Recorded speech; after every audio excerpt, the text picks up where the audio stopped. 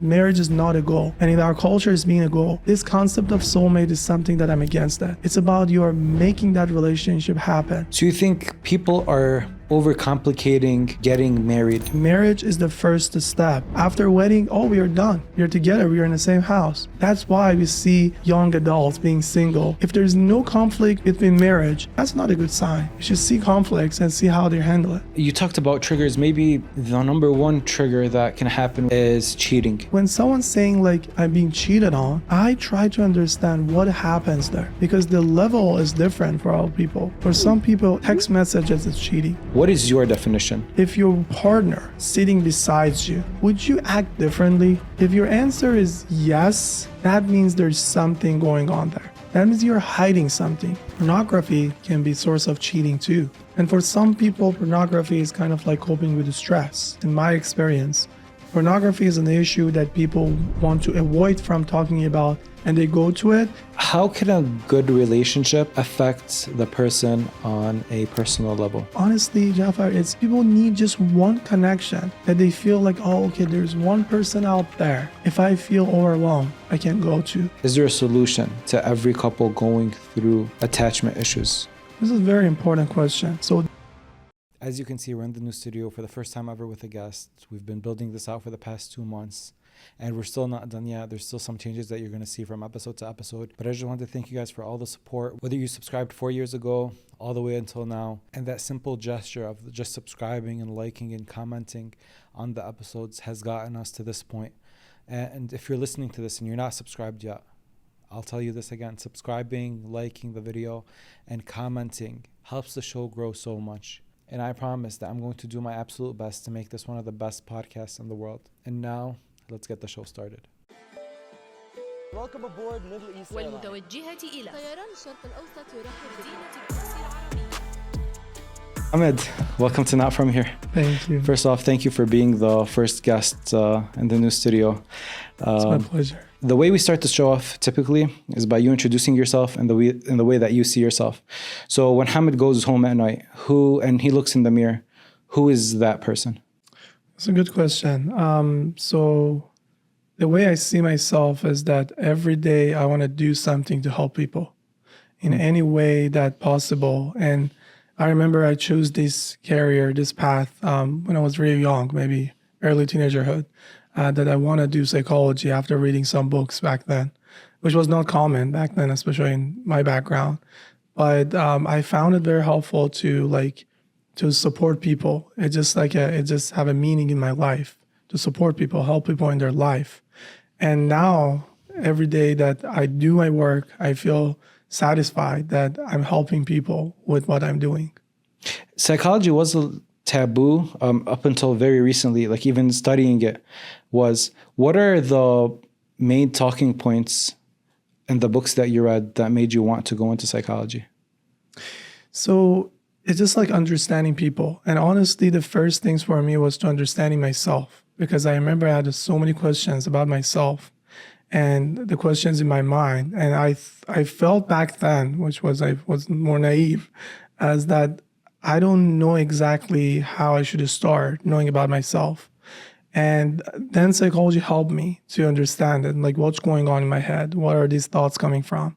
So after going more into it, I realized that, okay, not only I can help myself understand myself better, I can help other people too.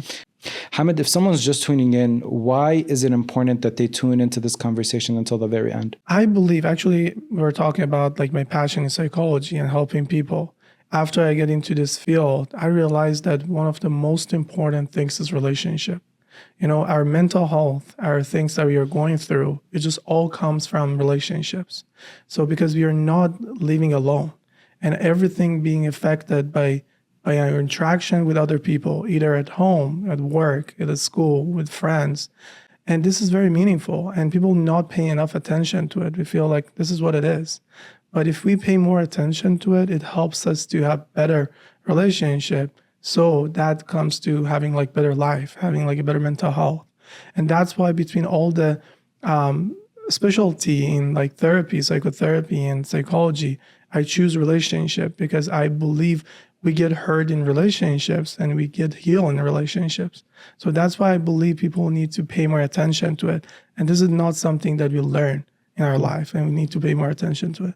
Do you think a lot of people don't understand how important relationships are in their life? I think people might assume that they're the driving force behind everything, right? It's about me, me, me. I don't think people really look at it as in terms of, oh, how can this relationship impact my life in a better way? Yes. Not only not understanding impact on their life, but also not understanding the impact they can make on other people's life. And that's why people like me are shocked at hearing like some people get like offended with what you say, what you do, and their life can change with that. So that's why I believe like it's being overlooked in some way. Like people say like it's relationship. We are all going through this. Like this is not something that I chose to be friend with or have this parents or have this like community. But if you don't pay attention to it, you might feel like it's not going well. It's just like bothering me. And that's why people they're going to their patterns of like avoiding the community. That's why they're going to their isolation. Or they might want to change everything, like every time moving with the different situation, moving to different places to find a different relationship, but they go through the same thing because they don't pay attention to the core. What is the issue there? What is happening in my relationships in general? And is the issue more about the relationships or is it more about one's self? It's about self in relationship, because there is a view of self, the way I see myself, and there is a view of other, because the way I see myself comes through the relationship that I have with other people. I don't get to see myself unless I'm being in a relationship, especially the first one with my parent, that I see myself through their lens and I understand myself through that lens. And that happens like in life in different other relationships, such as friendships, romantic relationships, because the person I see myself, it comes through the relationship I have and the way I see myself in the lens of my important others. I heard the term attachment theory, anxious, avoidant, but it seems a little confusing. What's the best way you can explain what are attachment styles and why do we have them? Yes. So, attachment is the need. Let's see it that way, because there is so many definitions of attachment, and we're not here to talk about the definition. You're talking about how it looks like in our life, why and why is important. The reason is important because it's a need. Like other biological need we have, we just need to have water. We just need to have food to survive. We also need to have attachment because we are not wired to be alone. We are wired to be our social human beings, and we are wired to be connected to other people. So that's the concept of attachment. That either kids, teenager, adults, doesn't matter. We all have that need that we need to be connected to other people. So now, when it comes to this need, people have a different way to get their needs met. So they learn through life how to get their needs met. Let me give you an example. So imagine a kid having the need to connect to parents or get their needs met of actually having the attention from their parents or wanting something from them. So they try different ways to get the attention. They try different ways to see how parents react, because parents' reaction is very important for children.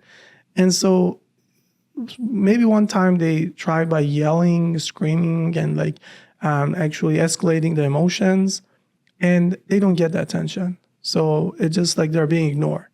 So they would say okay, let me try something else. They go to their rooms, isolate themselves, closing the door and not coming out. And then they receive that attention. And they learn that, okay, this is the way I can get my needs met. So once I avoid, once I go away, once I isolate myself, I can get attention. I learned that. And that actually wired in my head that this is the way you can get your connection need, attachment needs met. But another child, you can imagine, getting their needs met by screaming. You see the kids when they scream, the parents give them a phone. Okay, give it a phone. Or whenever they scream, they go there and what do you need? What do you want? And they learn. The more they're anxious, the more they get their needs met. And they learn this. And that becomes their style of getting their attachment needs. So whether with anxiety, being more anxious to get their needs met, or being more avoidant because they feel overwhelmed with emotions. How early on do you think kids start building that attachment style? Even like 6 months, after 6 months, because they, even before that, but in different ways. But after 6 months, they feel like they need that attachment. They need to be connected and like actually to nurtured by their mother. The first attachment is with the mother, but later on, maybe after 1 year, 2 year, they want to build that with either siblings, father. And it just like start with seeing like how I can get this needs met, how they can get attention from parents or their siblings or their friends later on in their school. So this is like something that attachment is a start from very early on until the end. It never ends. And what's then a healthy way to help the child build a secure attachment? Is it because, okay, my child can scream and my child will isolate themselves. So what can I do when the child screams? Do I not give him that attention then? Or then when he isolates themselves, should I not go and give them attention then as well? This is a very important question because we have research on that. So there are 3 categories. There are 3 things that needs to be there: accessibility, responsiveness, and emotional engagement. So if the kids actually, first of all, we need to be accessible to them. What I mean by accessible doesn't mean like 100% being there, but at least when they are in the times of need, we can be there. They can count on us. Responsiveness means like they have some needs and they can get a response to that, whether this is emotional need or even like for the little babies, a physical need, they can get their needs met. And second, emotional engagement. So not only I'm accessible, I'm responsive, but I'm engaged with them. It's not about I'm giving it with kind of like, I don't care and I'm not paying attention to it, but they emotionally engage. So this is something that is really hard. There's no one answer to it, that it needs to be in a certain way, but it needs to have these 3 in it, like accessibility, responsiveness, and engagement, because kids needs to have that to build that attachment security, to feel like, okay, I can get my needs met in my relationship. This is not being threatened. I'm not being threatened by not getting my needs met. And that helps them to build that healthy security and in attachment security to moving forward and having like, because based on that, they build meaning on it. That, okay, world is safe and I can count on people are safe. If they don't get that, they have different meaning of life and they feel insecure. That even my mother, that needs to be that attachment security and that reliability, she's not there. So I feel threatened in life. We're going to take a break from the conversation with Hamed, and let me tell you what we're drinking today. Detroit Perk has been a consistent partner of the podcast. That's all we drink on the show, and they just came out with their new summer specials. And here's what they have: the matcha colada, coconut taro mocha, frozen hot chocolate, American pie chai, banana bread shaken espresso, and red berry blizzard refresher. All the flavors that are necessary for hot Michigan summers. And Detroit Perk is also expanding. Make sure you stop by Detroit Perk this week and give them a try. Detroit Furniture is running their 20th anniversary sale. Think about that number for a sec. 20 years of delivering the best furniture possible to the community that they serve. Most businesses don't get past 5 years, let alone 20 years and still going strong. They carry name brand furniture. Without that extra markup. And probably one of the best things about Detroit Furniture is that they always deliver for free and that they always set it up for you also for free. So visit the link in the description of this episode to check out what they have, or visit them at 6060 Miller Road in Dearborn. And what happens when one parent feels that anxiousness? So baby screams, father responds, but when the baby goes and isolates themselves, the mother responds. Does the mixing of those two disrupt the baby even more? Probably, yes, because they have different dynamics, different relationship with either parents, either father or mother. Probably one of them is more secure. I usually ask this question in therapy from people, that who you turn to when you were a child, who you used to turn to. They usually turn to one of them. So they're more like actually connection with one, but it's still the other other parent can be the attachment figure for them. So they will count on the first one more, but it's still seeing what's going on with the other parent or other attachment figures in their life. It can be like grandparents, it can be like siblings. So they can see like how the difference is going there. But in general, it's important that, okay, are they accessible? Are they responsive? And are they engaged? If that happens, and even if in different levels, in different like intensity, in different ways, they can feel secure. They might learn that they do that in a different ways, but they want to feel that life is secure and safe, and I'm not being threatened to get my needs met. That feels like it can get tricky because I've heard parents a bunch of times when they hear their kid cry, they'll be like, "It's okay, leave him. They'll just shut up soon," you know?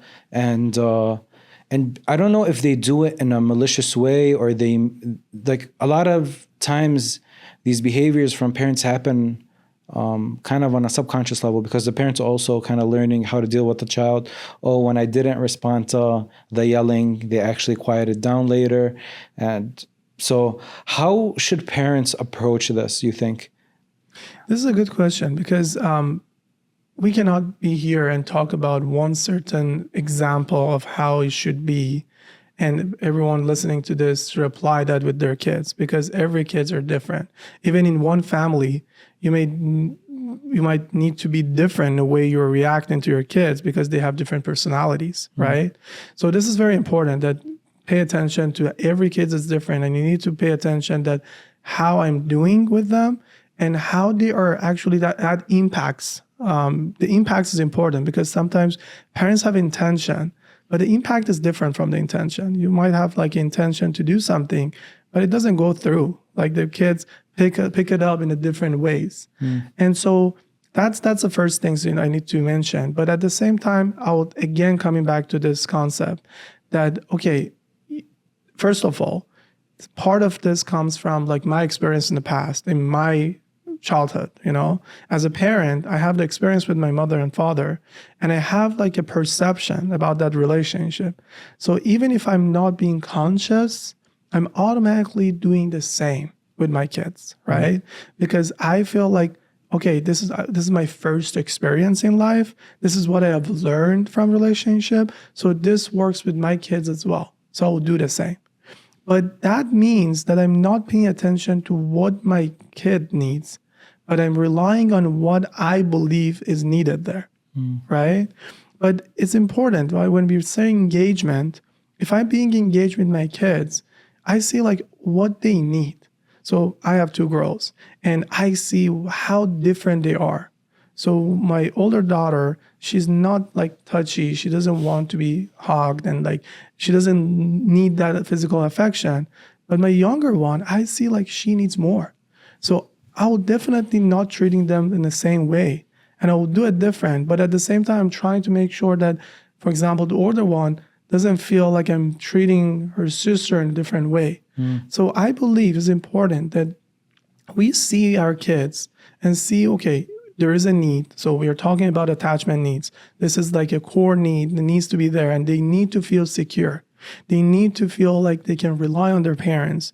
They need to see like whenever I need, I can go to them and I can feel secure with them. How? This is a big question. You need to see like, okay, what their needs are and how I can meet their needs in a different ways. So, and I should be accessible to them, always being there for them. Anytime they're in a conflict, they're in a challenge, they're in like a difficult time, being responsive whenever they need. So when they need something, I can be there and being emotionally engaged to them to understand like what they're going through. So with these 3, if we keep these 3 there, I should find a way that how I can be these 3 with my kids. And one thing is important when we talk about these concepts of accessibility, responsiveness, and engagement. Some parents, they feel guilty because they might say like, I work hard, I work like long hours, how I can be accessible to my kids. And I would say this is not like a perfect way to be accessible.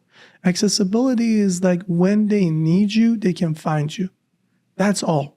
It's not about being 100% accessible to be like a home all the time. That's not they need. They need to rely on you whenever they need it. You know, it's about like my kids, whenever he or she calls me, I can respond to their call. And if needed, I can call off the day and go to them and support them when they need. And it doesn't need to be 100%, because what is important is that they don't make that meaning that we are not there for them if they need us. And how does that type of attachment from the parents trickle down to the relationship when you get married later on in life? Is there a correlation? Definitely correlation, because our experience with our parents is our first experience in relationships, and we learn. Our mind, our brain works like a actually learned experiences, learned through experience, right? So that's the first draft we learn, that's the first experience we have with our parents, how relationship works and how attachment works. And our mind is trying to kind of like rely on that experience because it's safer. It's something that I experienced before. I don't want to try something else. My brain wants to feel safe and kind of like simplify things. So I'll automatically use the same strategies I learned with my parents. And even from the relationship between my parents, I learned that, even if it's not conscious, subconsciously I learned that, and I'll apply the same behavior, same strategy with my romantic partner, unless I pay attention to these patterns. Because in each relationship, there are some patterns going on, and the patterns are about like how I reach out, how I actually perceive connection, how I perceive emotions from my partner. So these are the things that when it comes to the difficult time in a relationship, the patterns just arises, and it goes to those experiences because mind feels like threatened. They want to use the same strategies they learned in their first relationship. Unless I pay attention to it like, oh, okay, this is as the same as what I used to do with my parents, or this is as the same as what my parents used to do. And then I can feel like, okay, we need to make change to it because this pattern, this dynamic, it doesn't go well. It doesn't help us. So how does that look like if a partner starts fighting? Like if you can bring it visually so people can kind of understand that, how that looks like. So let's say two people are fighting now at home. How does those attachment styles show themselves in that fight? Okay, so it's a good question. But and the typical one, we're talking about example. So usually, like imagine like a wife going through a difficult time and like feeling like not getting their attachment needs met by their husband. So they tend to pursue, right? They tend to like, she wants to kind of like get her needs met. And she learns if I'm being anxious, if I actually escalate the emotions, it just helps me to be seen, right? Because that being seen, being recognized, being understood is part of attachment needs.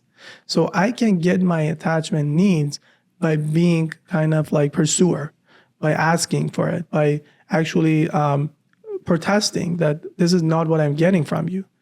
And the way it's being perceived. So this is not a bad thing because you're actually asking for what you need from your partner. This is definitely something needed to happen. And I don't want to say it's bad. But the other partner, how is being perceived? So you have a good intention to pursue and to go to your partner saying like, I'm not getting my needs met. But the way it's being perceived by the husband, it feels like, oh, it's overwhelming. I don't know how to deal with it. I feel ashamed. I feel like I don't know how to deal with women. I don't know how to deal with this situation because I never experienced that. There were never being emotion in my family. And now I'm seeing emotions from my partner and I don't know how to deal with it. I don't know what to do with it, right? What they do, they shut down. They go away. They just want to hide themselves with what they're feeling at the moment and they go away. And what happens for the wife actually initiating that conversation and pursuing for connection, they feel more disappointed, more hurt. And probably they do that style again, protesting more, right? Blaming more that you are not even hearing me, understanding what I'm going through, and you are being kind of like defensive. And the more he feels ashamed and feels bad about it and goes to his isolation. And this is kind of what we call it cycle, negative cycle. Because the more she pursues, the more he withdraws. The more he withdraws, the more she pursues. And it's never ending process. And you can put any example, any content to this, either about like, for example, in our culture, in our community, it's about in-laws. Okay, when we go to your parents' house, you didn't pay attention to me. You didn't like see that how I was being treated by your parents. And they feel like, I don't know what to do with it. I was trying to be there for you, but I didn't know what else I could do. And they feel like this conversation doesn't go anywhere. And I hate conflict. I don't like this conflict. So I go away. I shut down. And that triggers my wife more. That, oh, again, I talk about your parents. I talk about my in-laws. And now you shut down more. So that creates some conflict. And you see how they are actually reacting in a different way. But if you see the core pain is about like we are not connecting. We are missing something there. I'm hurt that you are not there for me. And the guy might feel hurt that you don't understand me, that what I'm going through, I'm trying to see you, but I don't know how. Are typically women more anxious and men are more avoidant? Research shows that, yes, because this is something like cultural too, that so with girls, people pay more attention to their feelings, but with boys, they will say like, you should be strong. You shouldn't feel sad. You shouldn't feel this way. So they tend to avoid from their feelings, and women tend to like expressing their feelings. So naturally, that brings more like anxiety, actually expressing their anxiety, expressing their feelings more in women compared to men. But it's still, this is not that simple to say like all women are more anxious, all men are more avoidant. I've seen so many opposite examples of women being avoidant and men being pursuer and anxious. But we can say like maybe like 70% is kind of working this way, that women are more anxious attachment, but men are more avoidant one. So let's say a couple walked in and they were going through the example that you just gave. They went to the in-laws' house. She was being treated a certain type of way, and in her eyes, he didn't do enough. Do you tackle the problem from the perspective of her lens and tell him how he should have acted at the in-laws' house? Or do you explain to her that he actually tried his best and this anxiousness isn't going to lead anywhere? Like, where do you start working on that small example? Very good question, because we are not focusing on the behavior, because we know those reactions comes from some feelings underneath it. So if you focus on a behavior, we are saying like, okay, you should do this and you should do that. And they will say like, okay, thank you. And they go out and they get back to the same cycle. It doesn't change anything, because what drives those behavior is those emotions. So our focus is on those emotions. So I would start with one of them. It depends on the situation in the room, in my couple therapy rooms, to see that what's going on there. So help me understand the dynamic there, help me understand the cycle, and then moving forward with one of them, because I want to deep into what is going on underneath there, right? I want to understand what is the core pain. What is the pain that caused these reactions? Because there are some things that they don't have access to it on their own. Mm-hmm. And I help them to get access to it. And then I ask them, okay, now is the time to share to your partner that what hurts you the most when you go to your in-laws' house. It's not about you don't love your in-laws. It's not about your husband is not enough.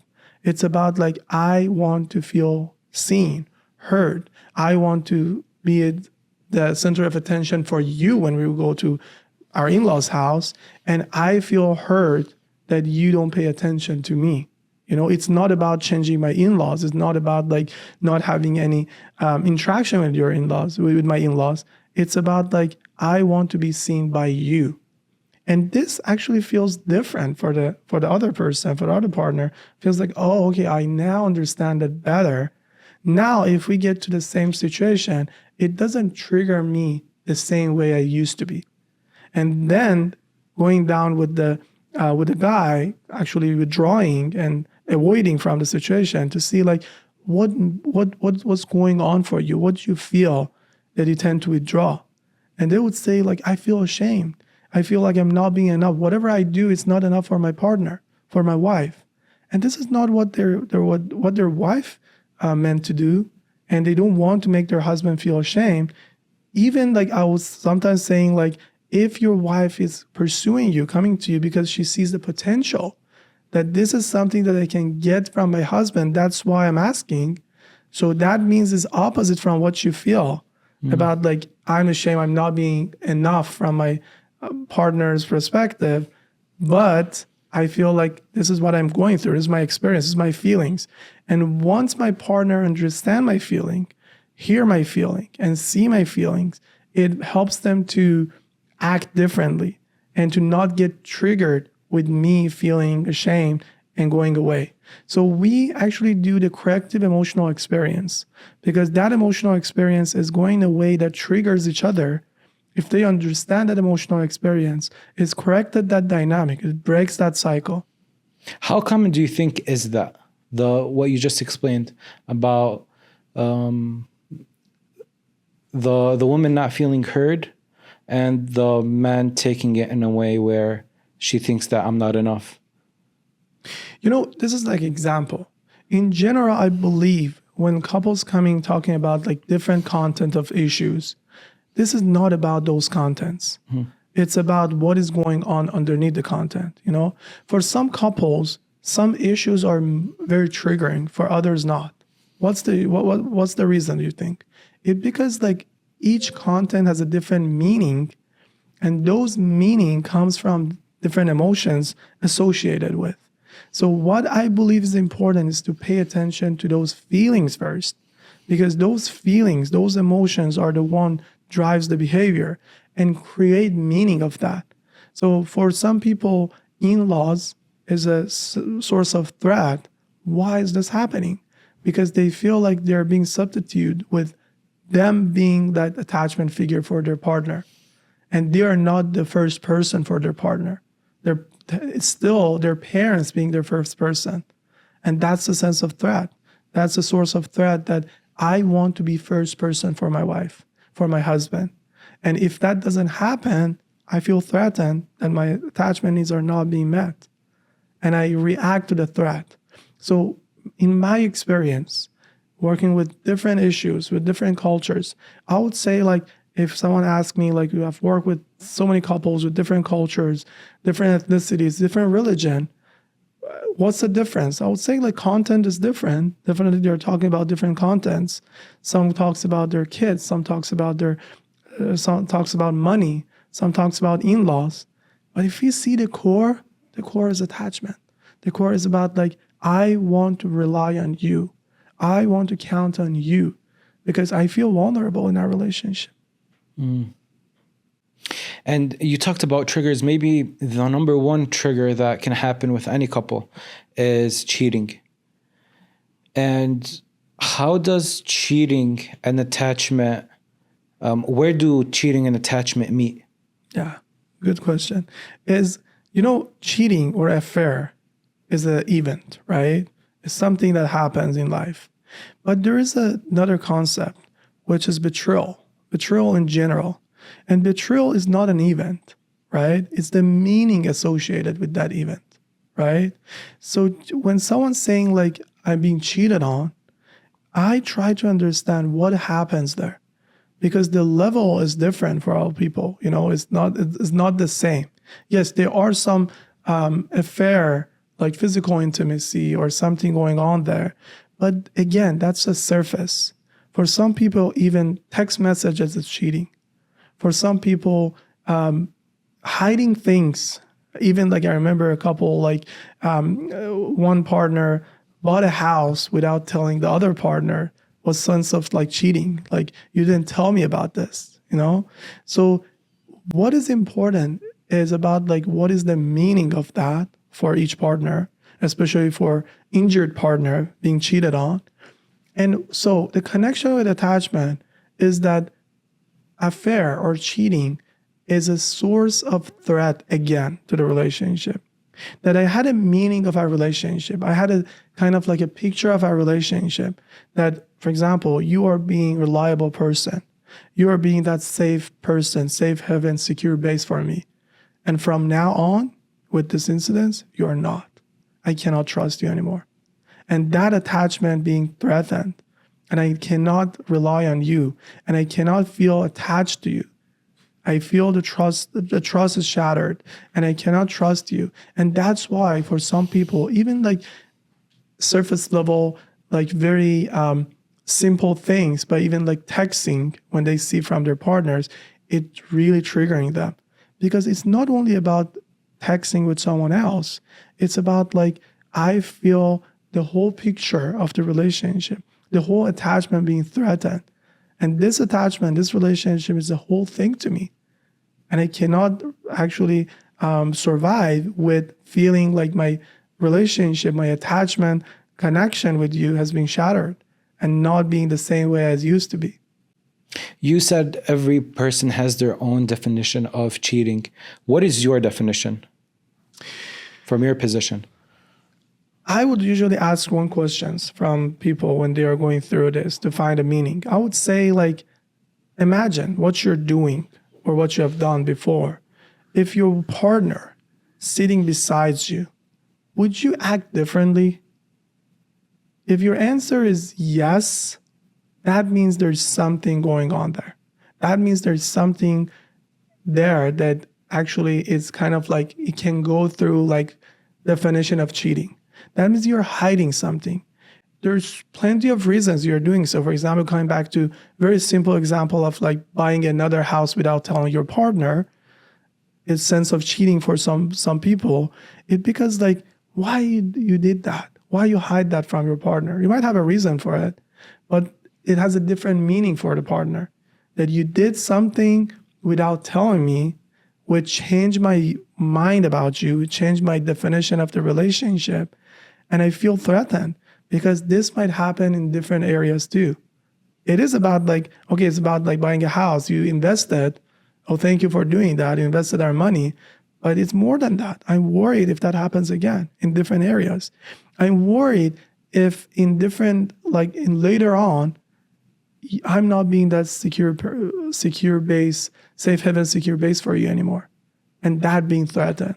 So I would say like cheating, affair, it's about like doing something behind your partner and not wanting your partner to know about it. This shows there's something going on there and you need to pay attention to it.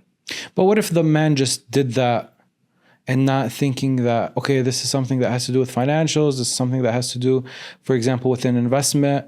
There's no real point in the spouse knowing at this moment. And maybe his thought process was that. What I'm trying to figure out is what's like the boundary of how much should the other spouse know? Because a lot of people would say, for example, when it comes to work, the other partner doesn't know anything, and vice versa. When it comes to the home, my husband doesn't know anything. So where's that line there of how much should our spouses know about everything that's happening in our life? It depends on each relationship. It depends on that agreement that they have. For example, some people asking me this question that, is it okay to check our partner's phone? And I would say like, there's no one answer for it. It depends on your agreement, right? For example, between me and my wife, because I interact with clients and there's confidentiality there, I would say like, please don't do that. If there's something you want to see, I can show it to you, but I don't want you to go through my phone because there are some conversation between me and my clients that I don't want you to see it, right? So there's agreement there. I wouldn't say that, I wouldn't question the individuality. Definitely there are some parts of individuality there, but that needs to be agreed on. Yes, there might be a relationship that one partner not knowing about the way things being invested or like money going on and one person taking care of everything, even sometimes without checking with the other partner. But this is something that they are agreed on. You know, it's not something that they talked before saying like, okay, whatever we want to do, we need to talk about it to each other and then the partner doing so. So the most important things is agreement. Let's come to the agreement, what we agreed on. And each relationship has their own agreement on things, right? I think a lot of times there isn't a talk specifically, and there's just kind of expectations, right? Unspoken expectations. Unspoken expectations. So now when the husband goes and invests and the other person finds that as, oh, this is a type of betrayal, and he doesn't feel, I think we're going back into the attachment, and she's going to be anxious about it, and then he's going to be avoiding, why are you? And there's source of disconnection there, that the husband doesn't know that this is something that triggers my wife if I do that, you know? If there's emotional connection there, I know if I do so, that would trigger my partner. And that's why when couples coming to like therapy with kind of like an affair or cheating, I would try to explore the things going on before that accident, before that event, you know, before that moment that this happened. Because definitely there are things bottling up. There were kind of like disconnection that lead this relationship to get to this point, lead that partner to see connection in different areas. If there's connection there, if there's emotional connection, usually they don't need to do such a thing, you know. Even like they can be agreement on, okay, this is what is happening, this is what is kind of like needed, and okay, this needs cannot be met in this relationship, so I would do that somewhere else. For example, there are some guys feeling like, I want to have kind of like a guys group and spending time with them, right? I have some kind of like interaction with them every week or twice a week, or some trips like guys trips or woman trips, and they're talking about it with their partners and they're being okay with it. So I get my needs met, some of my needs met through that connection, but my wife knows about it, and there's kind of like a boundary set there between us, even if it's not, even if it's unspoken, but it is something that we both agreed on. We both like feel comfortable with it. I would see that if anything triggers my wife, if I interact with someone or do something that triggers my wife, I would read that clue that, oh, okay, if I do that, that triggers. So I'll try to avoid from that because I don't want to trigger my partner. So are you saying that, for example, in some relationships, if the man has a group of friends and he interacts with them, that could trigger his wife because she'll have a reaction to him seeking that type of man fun outside of the relationship? It might be. That's why I hear some couples, like men's complaining about not being allowed to interact as much as they need with their guys' friends, or like vice versa, because these are the things that showing like there's kind of like this connection going there. And when the one partner wants to spend time with friends, is being source of triggers for the partner, because I feel like they are being substitute with our relationship. But in that case, is the problem with the man wanting to have a relationship with his other guy friends, or is it with in this example, the wife not understanding that men usually have a different side with other men and they like to have fun in those types of groups as well? Neither. The issue is about relationships. There's something going on there in the relationships. On whose side?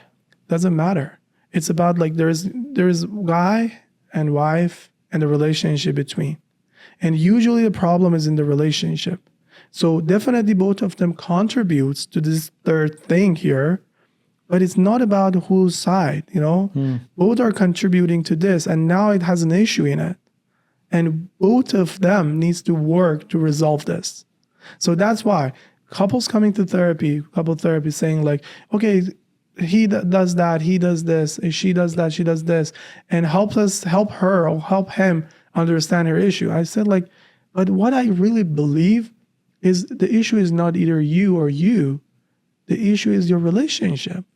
And I'm a therapist of your relationship. I'm not a therapist either of you or you.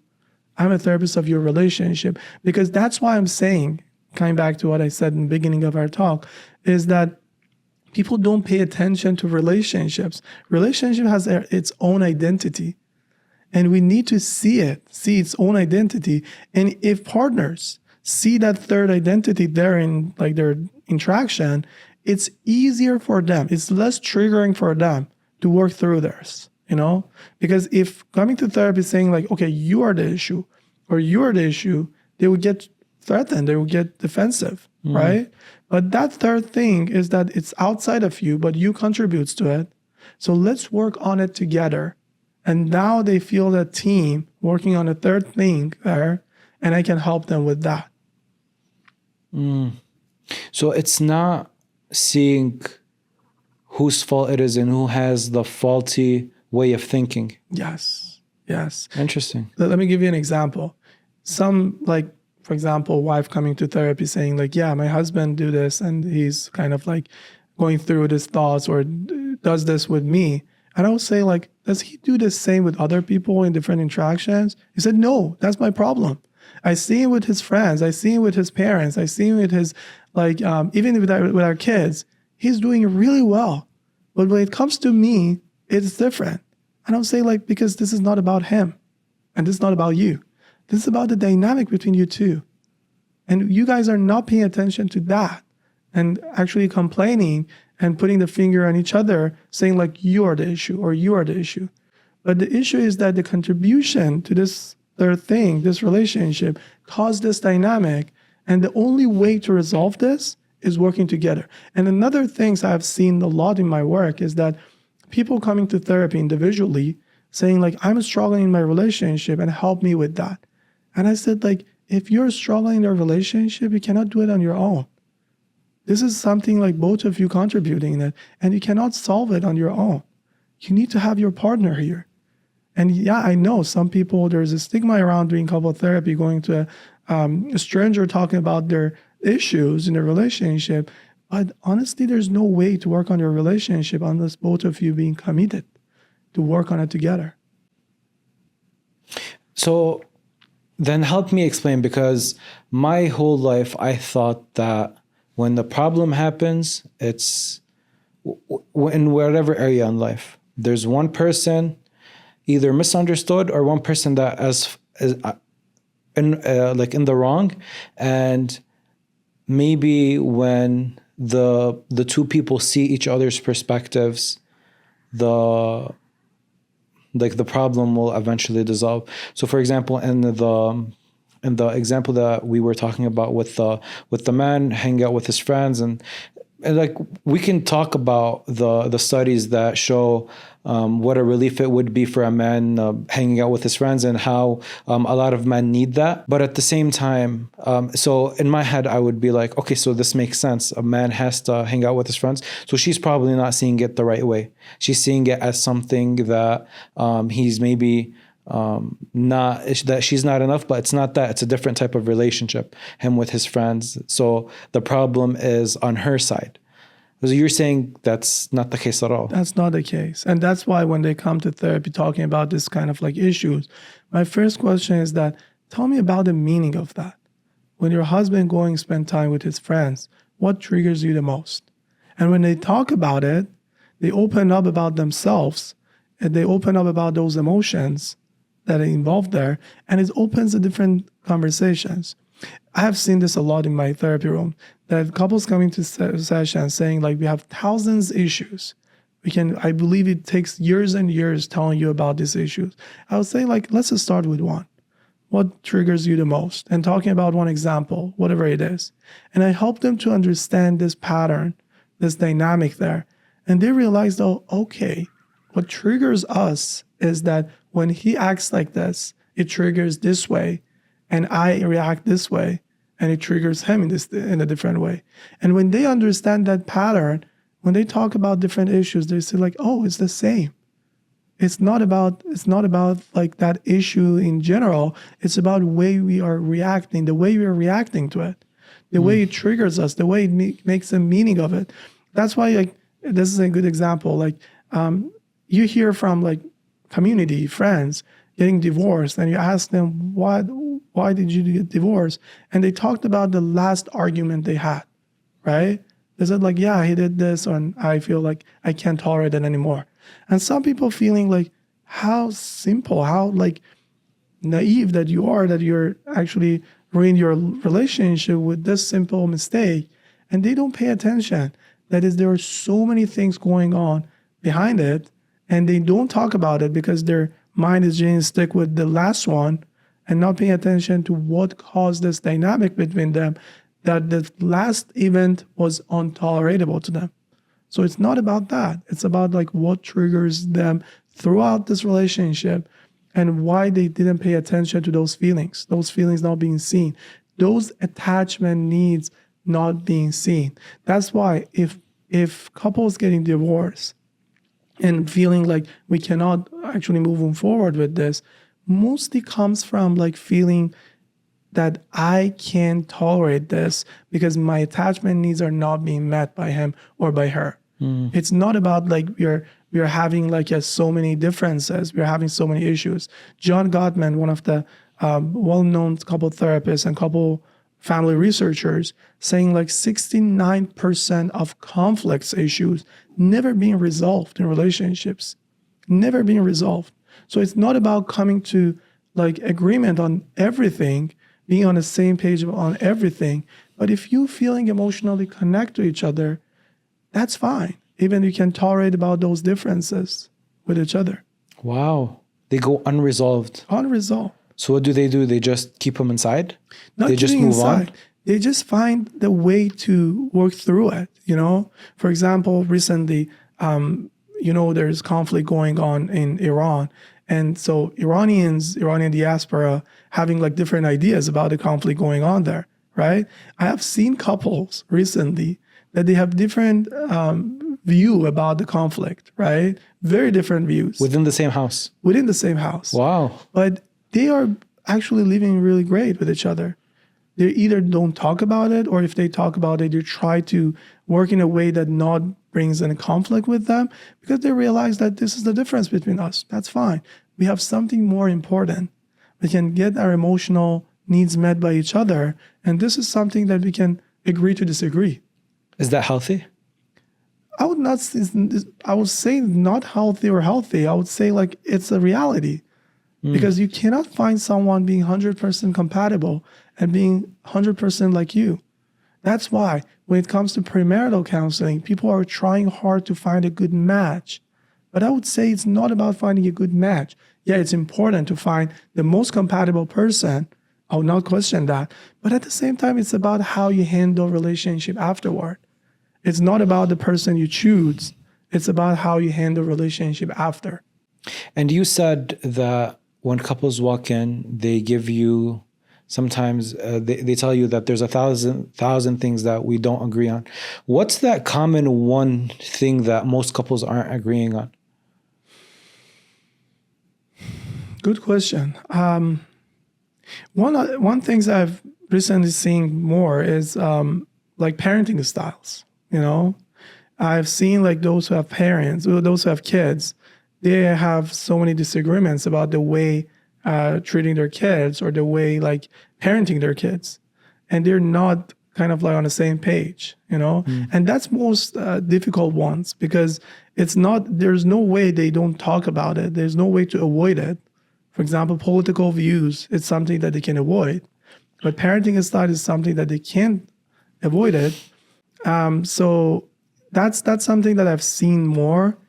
And the way they are kind of like, especially in our community, because we are collective culture we have, it's about how to interact with in-laws, siblings, and other people in our life, you know. So that is something else that for some families or some partners, they might get triggered by the interactions with other people in the relationships. And that is something that sometimes is unresolvable, but sometimes we might need to get the triggers, you know. They might still feel like I'm not okay with this interaction, but it doesn't trigger the same way I used to be. You know, I've seen like couples saying like my my husband, my wife has this kind of like hobbies. It used to be triggering to me. It used to be kind of like a nightmare to me, like every time he does that. But now I'm not okay with it. I'm not feeling 100% like aligned, but I'm being okay. I accepted it.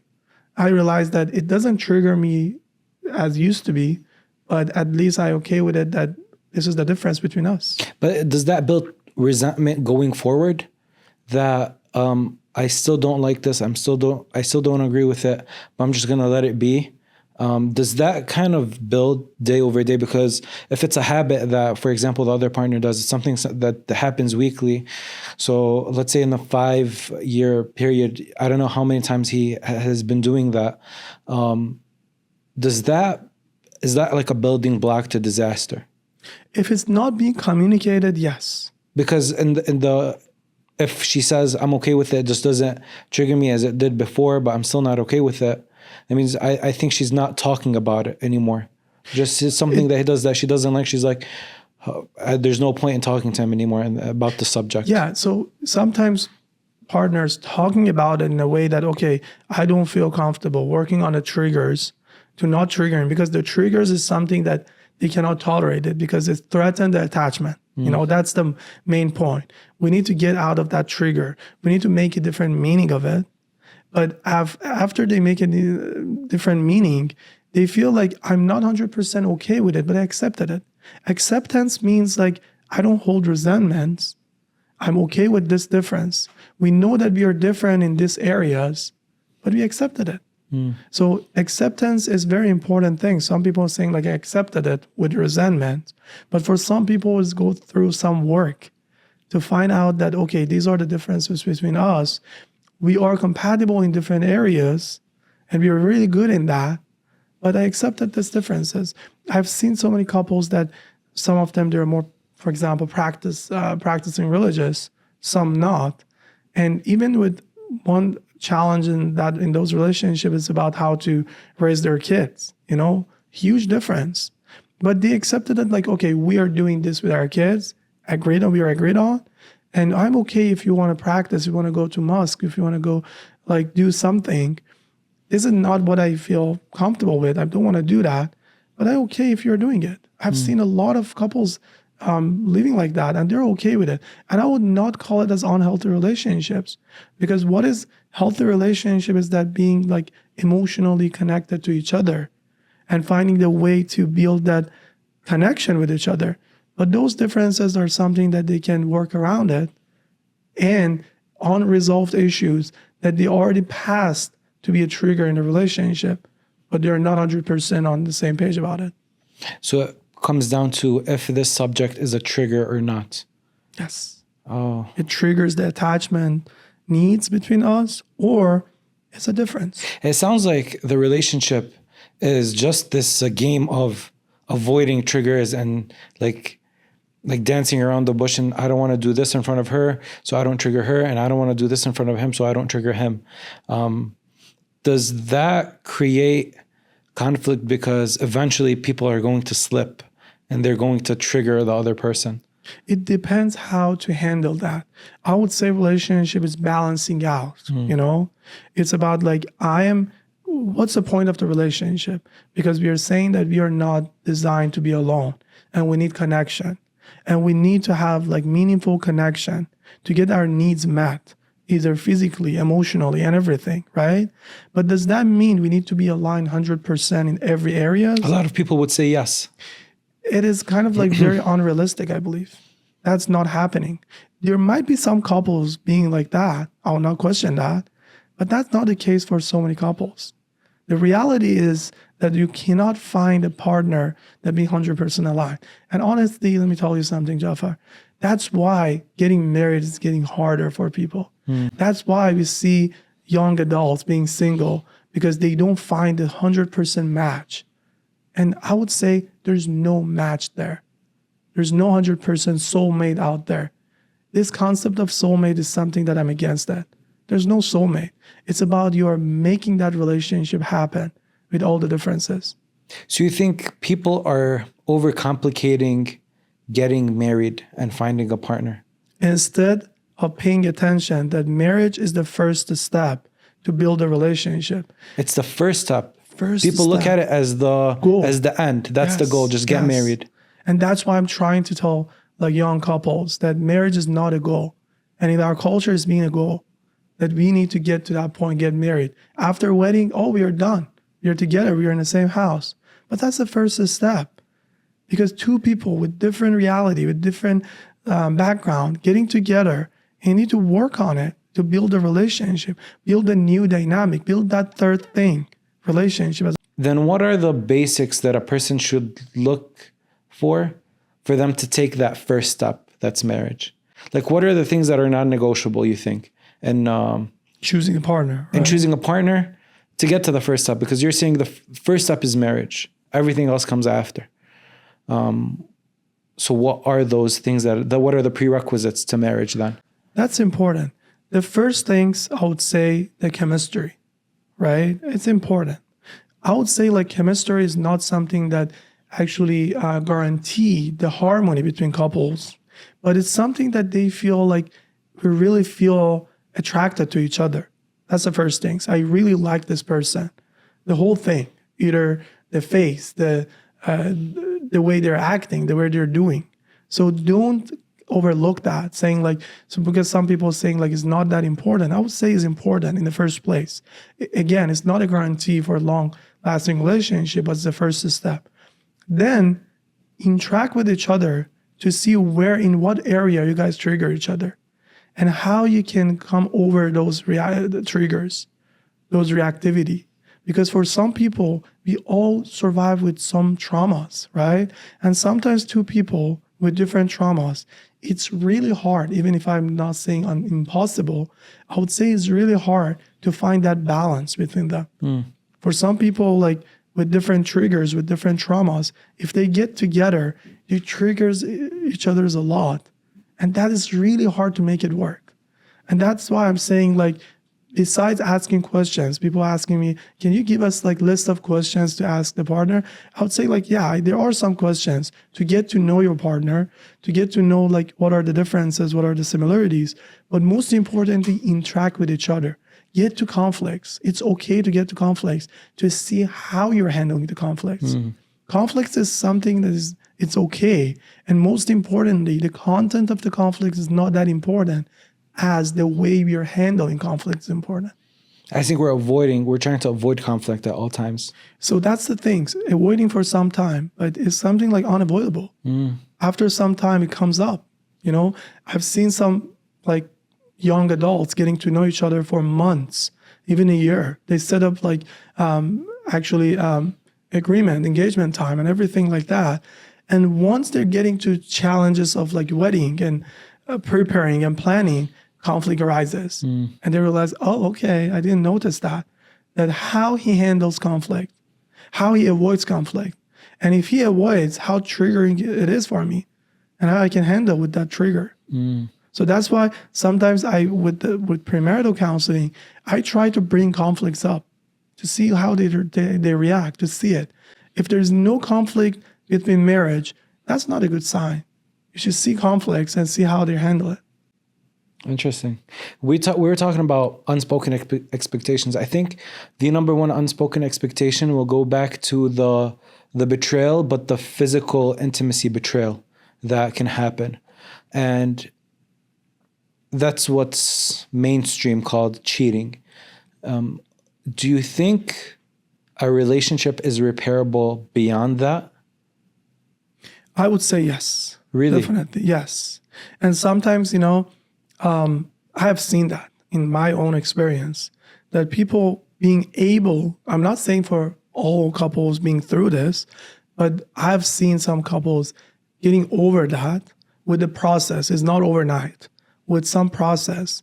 And after that, because they create a new relationship, there's no way they can get back to the previous relationship. They should create a new dynamic. And that new dynamic sometimes much better than the previous ones before the affair, you know? So the first step. You're going to say that people are going to start cheating and say we're going to become better after. No, definitely. No, that's again cheating. So what I want to say is that, so couples, when they get to like affair and cheating, they would say like, okay, forgive me, get over it. Let's get over this, and let's work it out. And they just want to get over it, especially offending partner. They feel overwhelmed with it because they feel ashamed. I messed up, I made a mistake and I ruined the relationship. And the things is that, and they actually emphasize on the concept of forgiveness. And they think like the first step is to get to forgiveness. And I would say like it doesn't. It's not the first step. Forgiveness comes at last, The first step is to help the couple, especially injured partner, to be stabilized with the situation. Because this partner, the injured partner's view of life has changed with this. Because they had a different view that things are safe, world is safe, my partner is safe, I can rely on him, I can, or her, I can reach out to my partner, everything looking fine. Then something like affair comes up. And the worldview, everything just being collapsed. And that's why sometimes when we hear this from injured partner, talking about like using like his statements, very kind of like his strong statements that, oh, my life has been collapsed. I can't trust anyone anymore. Because this is very important. This is attachment. This is what they are actually wired to be connected to their partners. And now I'm being shattered. So the first things is to help them to feel stabilized and to feel more safe and secure. And for that, their partner, the offending partner, needs to build capacity to hold the space for the injured partner, to hold that pain for them, right? Then we get to the responsiveness and understanding. So what injured partner needs is to make sure the partner understand his or her pain. Okay, you're saying like, please forgive me. I'm sorry for what I did. But they don't pay attention to the partner, injured partner, needs to feel that the offending partner really feel what they are going through. How can that happen though? It sounds difficult. It sounds really difficult and it takes time. I have worked with couples for affair recovery for 2 years. 2 years every week. Because it takes time. Because for offending partner, they're lost with their own feelings. They're not happy about the situation. So it's definitely understandable that they're kind of like defensive. But what is important is to help them to be there, validating their experience and help them to hold the space for their partner. And once that happens, the more of injured partner shares about her experience or his experience, help the partner understand the pain better. And that emotional experience happening evolved through this process, that now I feel it. I feel what I did. It's not about my pain.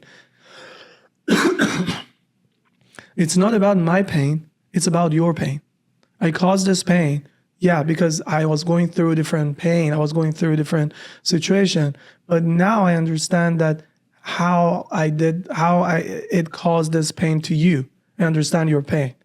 And third, after this happens, the injured partner can feel more comfortable, can feel like actually trust again, rebuild trust with their partner, then going to forgiveness. They can accept forgiveness. So forgiveness doesn't come first. It comes at last when they feel connected, they feel being understood, their pain being understood by offending partner, then it can go through the forgiveness. When people are in the market for a house, a lot of times they focus a lot about the mortgage company, they focus a lot about the realtor. But there's a third entity that is crucial in making sure the sale goes as smooth as possible, and that's the title agency. The title agency makes sure that the property transfers to your name properly. They make sure that there's no money owed on the property, that there's no liens on the property. And the best title agency around is Venture Title Agency. That's the title agency that I use personally. It's when I closed on my first house. To contact Venture Title Agency, check the link in the description of this episode.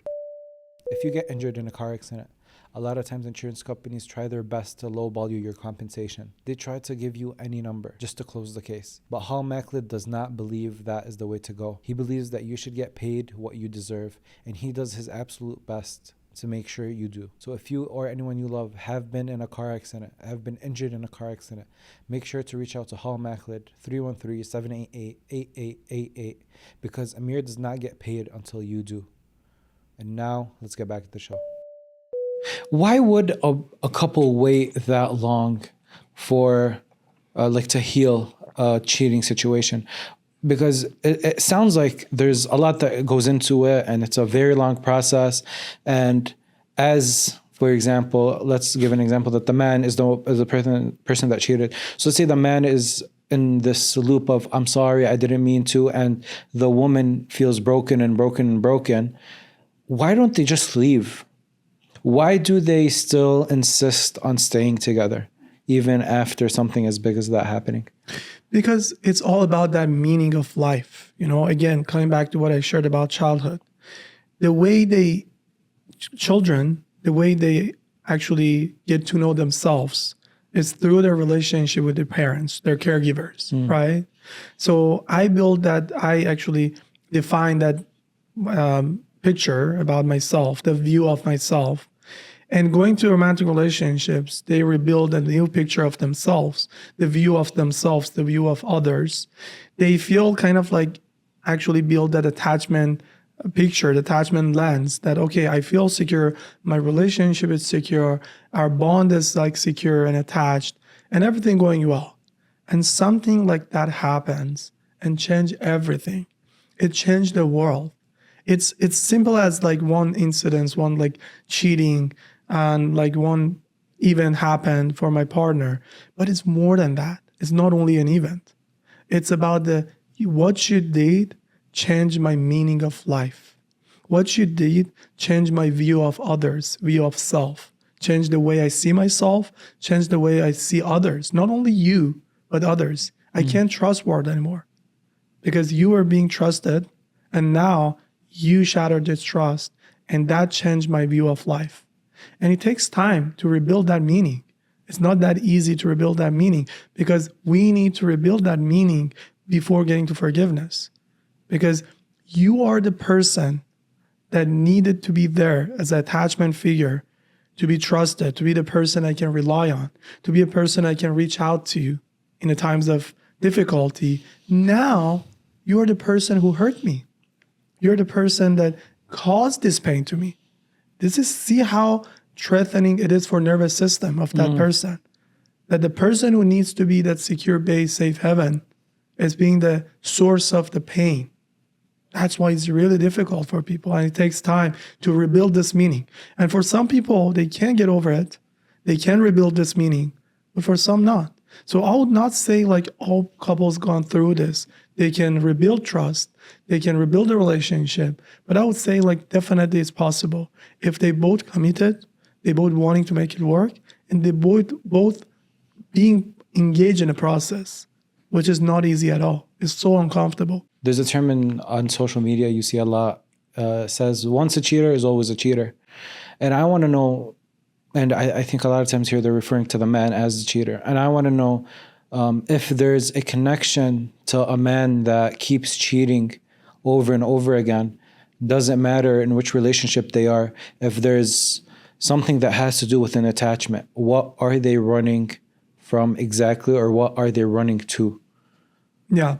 So there are 2 points to this. First of all, I don't agree with that statement because I believe all humans, they have two sides. When they are secured, when they are not secured, right? So 2 sides of insecure Hamed and secured Hamed. So you interact with secured Hamed, everything looks fine. But when conflict arises, when something happens between us, right, as a friend, for example, it just shows that how Hamed reacts in insecurity. So usually cheating, there's plenty of reasons why cheating happens. Yes, part of it might be kind of like they want to try something new, they want to experience something new. Yes, I hear your point. But usually, in my experience as a couple therapist, it comes from like broken bonds. It comes from disconnecting bonds, that they feel like I'm not getting my needs met, either physically or emotionally, and I'm seeking out outside of my relationship. So even emotionally, they could go and get, because cheating in the physical sense, physical intimacy, it's a physical thing. It's not like a talking thing. So if they feel that they're not getting that connection, they can go and do a physical act to try to compensate for it? Yes, because there are some differences between men and women in the way their physical intimacy works, right? It's a very huge and complicated topic that it might take 1 or 2 episodes to talk about that. But definitely, because that's why cheating happens more for men, because for them, feeling attached, part of it comes from that physical intimacy, right? So even they want to feel like emotionally connect once they feel physically connect to someone, right? So for them, only talking emotionally with someone, emotional affair doesn't work that way. Although I would not separate that saying like for women works like this or for men works like this. It's more complicated than that. But again, majority, it happens this way. For men, physical intimacy is more important because it shows so many things for them. And that's why they tend to go through those experiences and it showed up in a different ways, right? And for women, emotional connection is more important because for them, being physically connected to someone, there's no way to not feeling emotionally connect to get physically connect to someone for most cases, right? For men, it doesn't work that way. They can automatically go through that physical sense and emotional connection comes after that. So this is one of the differences between men and women. But again, I would say like what is important there is to find out the meaning of that betrayal. The meaning of not only for the person who does the cheating, but the person who is being kind of like cheated on. What's the meaning of that? I have seen some couples like even like physical intimacy, physical cheating is not a trigger. They want to know that what happens besides that. What conversation you guys had before that. I want to know that is this person being kind of like your first person to go to? Is this person the person that you talk to about your issues? Because I've seen this a lot in between couples, especially in our culture, in our community, that men's are, as I mentioned before, in our culture, men's are kind of like, they don't talk about their emotions. They don't open up about their vulnerability. And this is something that wives kind of like a struggle with it. That I want to know you. Unless you share about your vulnerability, how come I can get to know you? And if I don't get to know you, there's no way I can feel emotionally connected to you, right? And when something happens, like cheating happens, they want to know what happened before that. Did you open up with that person? You didn't open up with me before, but you opened up with that person? How come? Why I was not being that person to you? Then again, going back to the previous point, that it changed my meaning of like view of myself and view of you and view of the world. That world is not safe. I can be kind of like my trust is being broken because I'm not being that person and he does something behind me. And now to a lesser degree, I was reading that watching porn during, like while you're married is something that is common. And I was wondering if this is something that you see in your practice. And maybe if someone just listened to you talk about the physical intimacy, cheating or betrayal, there's a logic to that he or she are going to get that need from another person, like a physical person. But with pornography, what's the need that the person is getting? Because there is no other person involved. Yes, pornography is a very huge topic and complicated, right? And so there are different ideas about it around like doing a research on. But what I would say is that pornography can be source of cheating too for some couples because they feel like there are some, when we talk about attachment, there are emotional portion to it, which is more important, but there are also physical portion to it as well. I see that you are using this alone without telling me, again, secrecy behind my back, and you are getting your physical needs met without opening up with me about your physical needs, right? So that can be kind of like source of threat to our relationship. But I've seen in some couples, they're communicating with each other about the way kind of like their desire works and like the way their sexuality works, the way that they want to do that. And for some people, pornography is kind of like coping with the stress. There are different ways people seeking for that, you know? And for some people, it might do it in a way that when they are stressed, when they're stressed at work, when they have some needs, their physical needs, they can open up with their partners. So it's easier, it's more accessible to them. Whatever they need, they can go to, right? To get their needs met, right? Is it not physical? It's just like their brain, how it works. And they get addicted to because it's easier. It's kind of like fast food. It's just like easy access instead of like you want to do like a food that it takes time to cook it. And like, so for some people, especially in this world that everything is fast, quick, they want to get to it and like get over it without addressing the issues.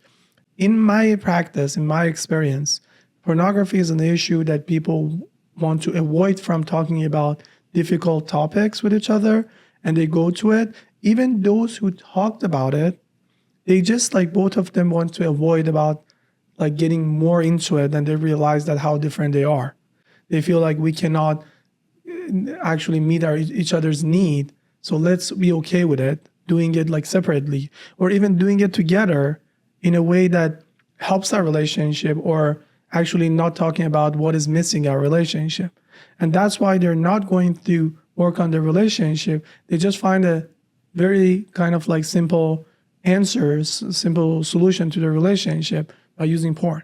How does that affect the relationship long term? Usually there is a short-term solution for their issues. Long-term, it's just bottling up those issues underneath it. And that's why later on it comes up. Because those who use porn to get their needs met, their physical needs met, after some time they realize that it's not enough. And they want to go further. They want to go further. And that's why it's complicated things, and research shows that it's just not a stop with simple like pornography things. It just go beyond that and addiction to it, and then realize that I want to experience this in real life. And the things is that what they watch in pornography is not real. We all know that. And their expectations of the physical intimacy being changed, and they never receive that in a real life. And I feel disappointed. Because pornography is such this taboo thing, if you get addicted to something that is this taboo, the next step after that is also looking for something even more taboo. More taboo, right. Because it brings some like emotions in you when you do that. And that's a problem, because you feel like, okay, I'm feeling something, but after some time, for example, you're taking medication with certain dose, and after some time using it, after 6 months, you realize that this dose doesn't work for you. You need something more. You go to your doctor asking for more doses, right? And the same thing happens with pornography. So they realize that, okay, it's a taboo. I'm addicted to it. I can't tolerate myself. I need to go through it. But when I'm going through it, I just need more to it, and more doses. And it's never ending process. And they get tired of like being disappointed. But what they want that moment is that emotion that arises in them. The taboo feeling? The taboo feeling that they're doing something, or even the type of pornography they're watching. I said like very complicated things, but it's kind of like it needs to be explored, that there are some types that they are kind of like watching, that it shows that there's something like emotionally going on for them. Some types of pornography bring some emotions to them, and they like to arouse those emotions in themselves by watching that. And they'll never say, let me go to a healthy way out with my partner. They're always going to go to something more extreme than that. More extreme, more simpler, more accessible. Because if I want to go through that with my partner, it takes time. It needs courage to open up about that. There are some fantasies, right, in physical intimacy. What is important is about like we need to talk about it, how you're comfortable with it, even we can do that or not. But the things is that, again, when it comes to pornography and cheating, the concept is that I'm doing secrecy, I'm doing on your back, or I communicated that with you to see like if you're comfortable with this or not. A lot of studies have shown that pornography changes the chemistry of the brain, especially because it's addictive. So So the person that is constantly watching is the whole psyche is going to be disrupted. And I want to know from your practice, how does that translate to everyday life of a person that's addicted to pornography and their marriages, how that translates to how they talk to each other, how they go about their day-to-day life? It is hiring the expectations, right? Because again, pornography is a picture, and it just like creates some expectations that I want to be like this, but not only in that sense of like physical intimacy, but also in different areas. And they tend to get disappointed that, okay, my wife, my husband is not being enough, never being enough, because I used to go with a picture, simple picture, and with higher expectations. And now I'm getting disappointed in my marriage because the reality is different from that. That's not real. That's a picture of that. So I cannot expect to get the same thing in my relationship, either physically or emotionally. And I get disappointed and I come to therapy again. I'm feeling like I'm disappointed. I feel like it doesn't work. And if we want to talk about solutions, we want to talk about things that each person can do to make sure that the relationship is as secure as possible. There's a lot that we talked about. We talked about the steps that someone can take in their day-to-day before even getting to marriage, and then what a person can do day-to-day in their marriage. And I want to know, is there a way out? Is there a solution to every couple going through attachment issues? If I want to like say a simple answer to this, I would say communication. So if I being able to communicate that, open my vulnerability, it changes everything, you know? So this is something important. And it's interesting because many couples come to therapy room. When I ask about their goals for couple therapy, they said like improving communication. And the way I interpret that is that there is kind of like a connection issue going on, that they are not being able to communicate their vulnerability with each other. That's a problem. Because communication is not only they don't talk at all. Yes, they have kids, they have logistics, they have so many things around the house. They talk about it, but they don't talk about sensitive topics. They don't talk about what they really need because it's vulnerable. And I'm not sure if I say that, if I open up about that, how my partner will react to it. And that's scary. So I would say like if being able to communicate, open up, and share about your struggles, your triggers, your things. This is something that can avoid from getting to bigger conflicts, bigger triggers, because you get to know each other more deeply. Getting to know your partner is not about knowing what colors they like or which food they like. It's about what is the trigger. What is the trigger for them? What triggers them the most? What was their experience in the past? And what are emotions, what they're going through, about those nuances in their lives, about my partner, that I need to know about it. I want to know about it because I want to be there for my partner, to see that my partner being there for me. It's just like two-way streets. What if a woman is listening to this right now and her husband does not open up at all? Nothing. How can she learn how to understand who her partner really is if they're the type that just refuses to speak? This is a very complicated situation. I've seen this in my practice a lot, especially in our community, right? And I would say like, first of all, I just want to validate their experience to see like, this is not easy at all. And they are not alone in this experience. So many people are dealing with this. Yes, particularly wives dealing with this with their husbands. As I said, in our culture, men should be strong, not even being asked about their feelings. But what I would say is that keep trying to be curious about them. This might open the door because the needs is there for men. Even if you see a man, emotionless man there, don't think they don't have emotions. It's there, but it's hidden, right? They learn to hide that from other people, but it's there and they need to be seen. These are the human experiences. Doesn't matter who is that person. If you learn to hide it or not, you need to express that. You need to be seen by your other person, by your attachment figure. So I would say like keep being curious. And see, first of all, because for some wives, they might feel triggers because they feel like, oh, this is only happening with me. I'm the source of the issue, but they're not. It's about that dynamic that they feel insecure about it. I would say like keep being curious about it might help in some ways to open that door. If that doesn't happen, sometimes some incidents in life might change that. I've seen this in couples that once they get like they have their first children, they see like emotions coming up from their husbands when they're having the baby. So that's a opening door. So, okay, let's go through it. Let's use this opportunity to get through it. Or with other people, with the grief, for example, when they lost someone important in their life, their parents, you see some emotions coming up. Just work on that. Just see that, to be curious.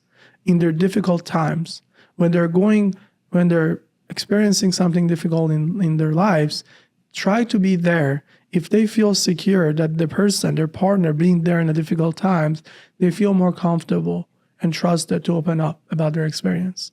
And on a day-to-day basis, communication can feel difficult because depending on the couple and depending on the relationship, the man could be the one at home, the man could be the one working, the woman can be working, one can be at home, one can be working, and there might not be as much time in the day for what we think is as enough time to connect with the partner.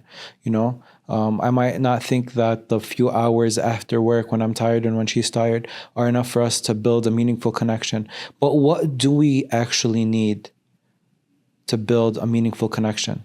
Do we need 8 hours a day? Do we need these long chunks of time where we're with each other physically in the same room, talking to each other? I want to know, how doable is it to build meaningful connection with your partner? To answer this question, I'll go back to what I shared about like attachment with the child, right? I said like 3 concepts of accessibility, responsiveness, and emotional engagement, right? And I said that I know that parents are working hard, right? They're not being fully accessible to their kids, which is understandable. But the point is that whenever they need them, they're there, right? They need to just feel like they're safe. Whenever needed, they can they can access their attachment figures, right? The same concept is happening between romantic partners. Yes, life is difficult. They're going through difficult times, but that accessibility is not 8 hours a day. It can be 2 minutes a day, 2 minutes a day. 2 minutes? 2 minutes a day. They just feel like, okay, in that 2 minutes, 5 minutes, 10 minutes before bed, we can look at each other. We can talk very briefly about our day. We can share about our struggles, what we are going through, about the challenges, and that makes us feel connected. And nowadays, time is very important, but we prioritize the time. I know these days, even I struggle with that too. Spending time on my phone, scrolling down Instagram and everything like that. If I consciously putting some time besides being on the phone, because even like these days I see couples when they are alone, when their kids are asleep, they go on their phones and doing on their own, but they don't actually spend a few minutes with each other without their phones. If that happens, I would definitely say it's change relationships because they feel connected and those few minutes can change everything because people needs to feel safe because we are talking about the meaning. It's not about the quantity, it's about the quality. That, okay, I feel connected. Whenever I need, I can put my phone away, reach out, and she's there, or he's there if I do that. So a couple can sit with each other for like 3 hours and then the quality is very little. And then the partner won't feel like they did anything or they got closer, although they spent a good chunk of time next to each other. versus someone that maybe spent 15 minutes together, but they were fully engaged. Because you're right. I think a lot of the times, even if we're having a conversation, someone will just pull up their phone and check something real quick, and then the connection is lost.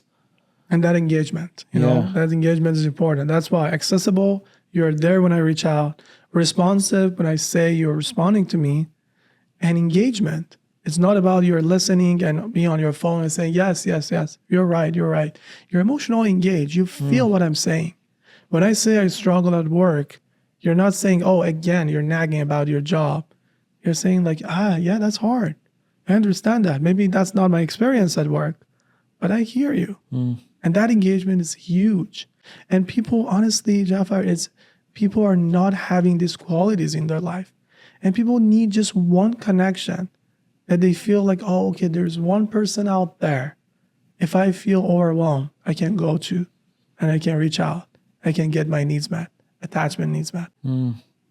And, the sad part is that we were taught to be these creatures that everyone stays in their own lane. You don't really work on relationship past the marriage and living together point. And then when kids get involved, it's even like a bigger excuse to not work on the relationship further. I think there's a statistic that 1/5 of divorces happen within the first year of the baby coming. Yes. So it's a big number. 20% of marriages die when the baby gets there. And does that happen because those little habits were not put in place before the baby got there in the first place? I would say yes and no. It might be more to it. One thing I've seen this, not only having a baby, any distress in life, any different stages in life, either kind of like losing a parent or even like moving to a different countries or different city, it might be a source of distress in life, in a relationship. And if I don't change things, adjust our relationship, adjust ourselves to that new stage of life, we'll get to the problem, I've seen that a lot in my work and even in my own experience as I actually got married very early in my life. I realized that different stages in life needs adjustment to it. Relationship is dynamic, is a live dynamic. And you cannot have the same dynamic as you had in the beginning of your relationship. It goes away. You just need to build that harmony to go through different stages of life and change that, and change that and change yourself to it. So what I see in these couples, as you said, like when they get the baby, they feel apart and they can get over it because they stick on the relationship they had before the baby. And they wouldn't accept that relationship is dead. That dynamic is not there anymore. And I need to accept that the new relationship, the new dynamic with this baby, with this third person in our relationship, because the relationship is evolving, is bigger, and I need to grieve. This is a very important concept because when we talk about grieving, we're just talking about losing someone that passing away. But relationship can pass away. The old relationship, the old dynamic of relationship passed away. We were talking about getting over cheating or affair. It's just like the old pattern, the old relationship passed away. We need to have a new relationship. And I believe, again, I'm talking about like grief in immigration, like moving into different countries. That happens to many of us. It's just like a grief because I'm not the same person as I used to be in my home country. I'm not being the same person, being a father, being a mother, as I didn't have a baby. So I need to accept it, grieve for the old one, and create a new relationship. So that third identity that we created has to evolve. Evolve over time, definitely. And that's why, what I said, persecution for getting married, for finding the person, I would say like, okay, the chemistry is important, attraction is important, but we all know attraction goes away. What keeps there is harmony between us. So that evolving third thing, relationship there, evolving over time, is still keep that attraction about like, oh, okay, there's a new person. So my husband, my wife, now is being in a role of father, mother, and interesting, I want to get to know him. I want to get to know her.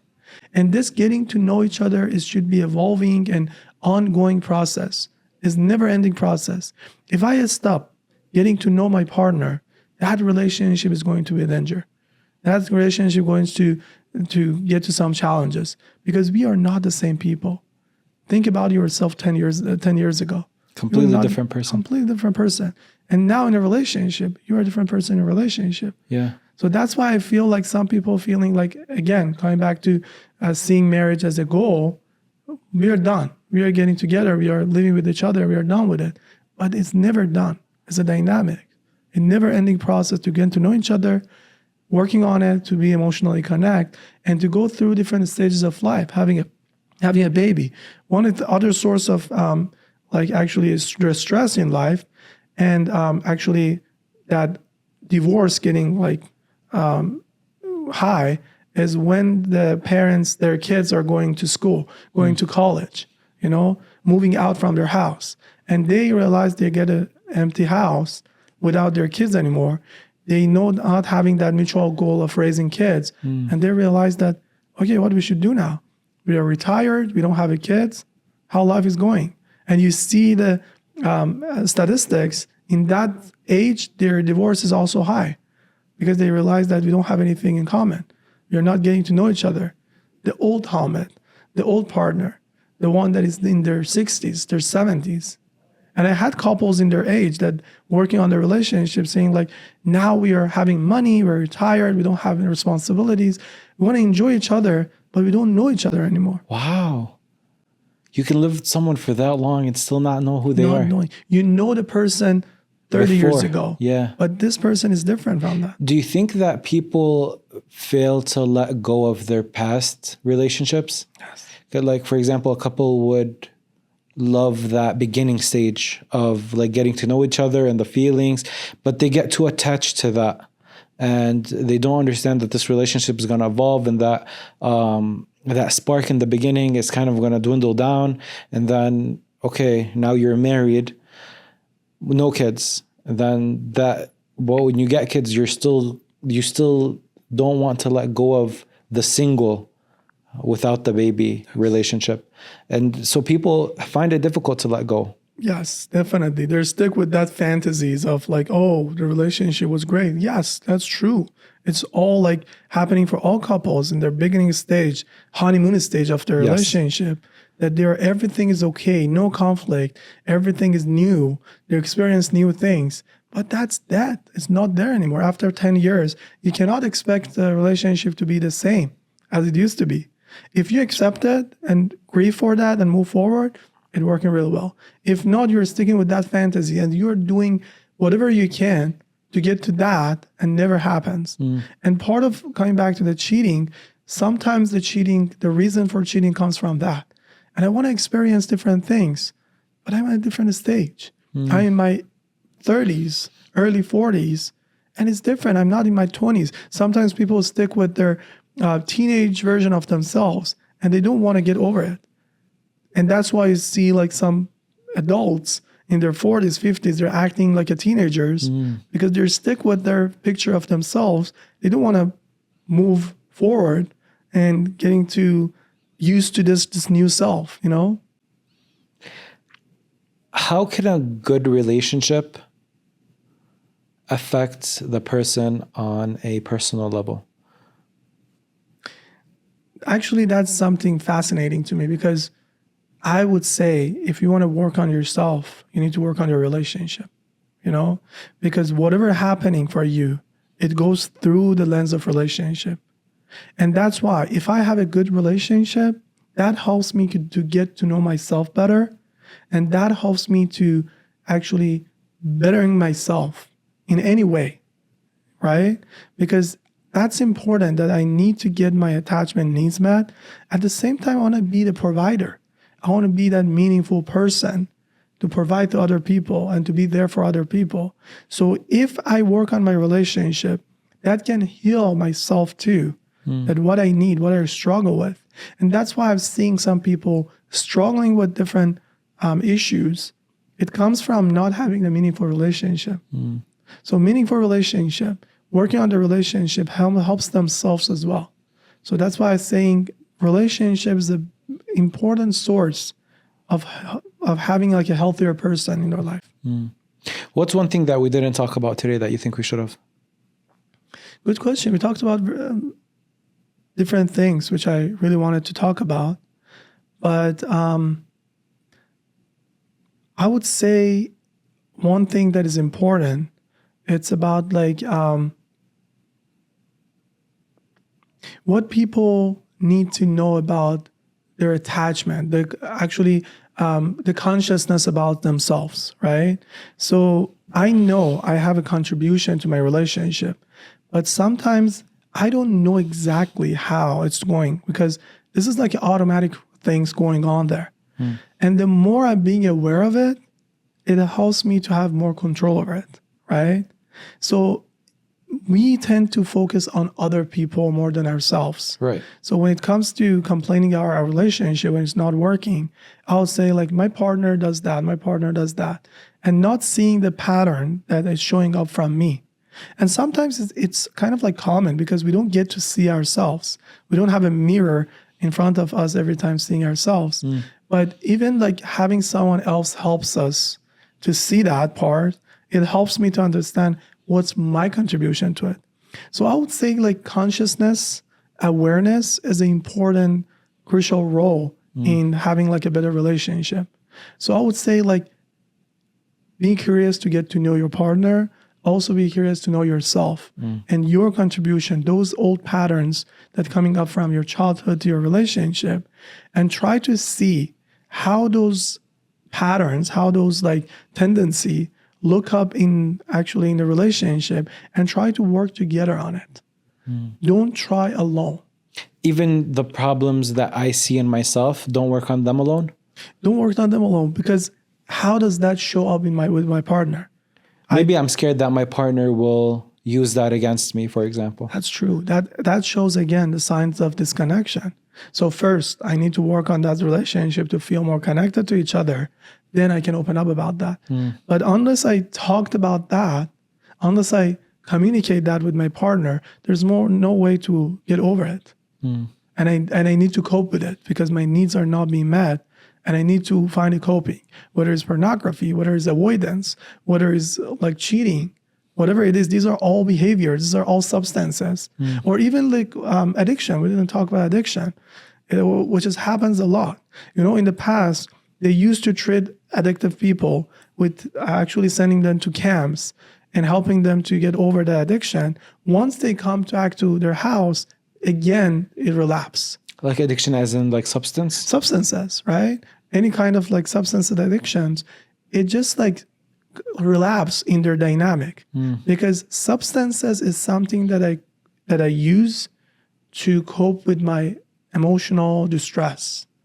And where does that emotional distress coming from? From the relationships in your life. And that's why if they're alone, they don't need to use substances. When they're in a relationship, they need to use it because they're struggle with something. So pay attention to the source. And if that works, I hear a lot that people complaining about their partners being angry, right? Anger issues. And they send their partners to therapy, going to work on your anger issues. And I would say, like, where does this anger coming from? Do you have that anger at work too? And I would say, no. At work, everyone's saying like how nice you are. So this anger happens in a relationship. It's just a way of coping. Let's address that. Come with your partner next time to see how we can work on this dynamic to not getting to that anger point. From what I'm understanding is that there's you, like there's Jafar, and Jafar is interacting with people at work. He's interacting with his family. He's interacting with his wife at home. And the differences in the way he is at work versus with his family versus at home have to do with the relationships and the dynamic of the relationships that he has with each one of those. So if, for example, he goes to work and like you said, everything is great, but at home he's a completely different person. That means there isn't something that is wrong with him or his partner. The relationship needs work on so he can be that relaxed at home, if not more relaxed at home. Exactly. I think that's the biggest thing that I think my biggest takeaway from this episode is that not understanding that the problem is not from a specific person. It's from the relationship that you described as like this third entity that we're trying to heal. But the funny thing is, the only way this entity can become better is us talking to each other and understanding why each other's is feeling the way they are. Because I think what I've understood so far, since I've gotten married until now, is that things are not as bad as they are in my head. And maybe sometimes in my head, a situation is way more severe. But when we end up talking about it, you realize that, oh, this is actually has nothing to do with how I had it in my head. Our brain is more pessimistic than optimistic because it's a survival thing. It's evolutionary, right? Worst case scenario always. Worst case scenario because it protects you. And when it comes to the relationship, that happens a lot because relationships are vulnerable. We are so vulnerable with each other. Even like thinking about physical intimacy, when it comes to that, it's so vulnerable when we think about it from different perspective that, wow, what we are doing with each other, you know, how much we share about each other, right? And since it's vulnerable, the sense of the source of threat can be bigger, right? And that's why I would say, like, since the vulnerability is huge, that's why the threat is huge. And we need to pay attention to it. That's why your brain goes to pessimistic and worst case scenarios because it's vulnerable. And it's said that in society, the way it's structured right now, you see more and more people not giving the attention to their relationships at home. And they prioritize other relationships that are more socially prevalent. So, for example, if you're the boss at work, you want your employees to look at you a certain way, so you act better and you work on those relationships. You want your friends to accept you and think that you're cool, so you act a certain way with your friends and you try to build on that relationship. But because we look at marriage as the end goal, not the starting point, that ends like you trying to get to know your partner and win her over, or she's trying to win you over, kind of ends on that after the honeymoon trip that you guys go to. You stop working on that relationship. And you avoid it. Yeah. Because it's more vulnerable. And because you feel like sometimes people feel stuck in their marriage. They feel like, okay, I can't get over it. We are committed. There are agreement between us. And at the same time, it's more complicated. It's more vulnerable. And I prefer to avoid that. But with my friends, I don't have those kind of like complications. Right. So it's easier to deal with. And it's very difficult to work on a relationship. Like, it's a lot of work. It's a lot of work. It's not something that you can just do once a while, you know? And honestly, Jafar, it's not about knowing the knowledge. Let me actually self-disclose this, that me as a couple therapist even sometimes struggle in my relationships. So it's not about knowing the knowledge. It's about like you as your being kind of like triggered in those areas. And knowledge doesn't help. That's why I feel like reading books, relationship books doesn't change anything. Really? You need to experience that. You need to get through those triggers and getting to that corrective emotional experience. And that's why I open up sometimes with my couples, because that normalizes things too. That don't think that we as a couple therapists don't struggle with these issues. We do, right? But the thing is that I try to use that knowledge to be open, right, to address it. And even I had experience going to couple therapy myself with my wife, because I realized that I cannot solve it on my own because I'm part of this kind of like entity. I have like own contribution, and my knowledge doesn't help. I need a third person to help us to see this dynamic. I always wondered about that. If couples therapists actually ever do couples therapy. Yeah, it's so important.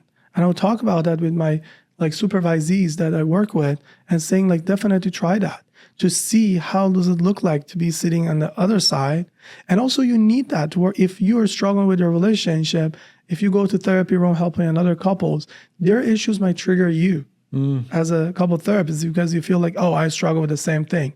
And you build like a different rapport with one partner in that. So you need to work on that. So I've been in couple therapy for a while. And like after 14 years of marriage, I still believe it's important because knowledge is not important. Experience is important. Just the idea of that information leaving the walls of our house is such a big burden that I feel like I can't bring myself to even think about that. Like it puts a lot of pressure. And even some people saying like you listening to so many issues, so many people's stories doesn't affect your life. I was saying, yes, definitely affect my life. And that's why that shows that it's more important for me to work on myself. So I do individual therapy, I do couple therapy because I believe like I need to work on myself. I use my being with my clients. So definitely need it because knowledge is not enough. And it goes back to the first thing you told me about when you were a teenager and why you went to this field is to understand yourself. So that kind of never ever left you. Never ever. Yes, exactly. Well, Hamed, thank you so much. This was a fantastic conversation. It was my pleasure.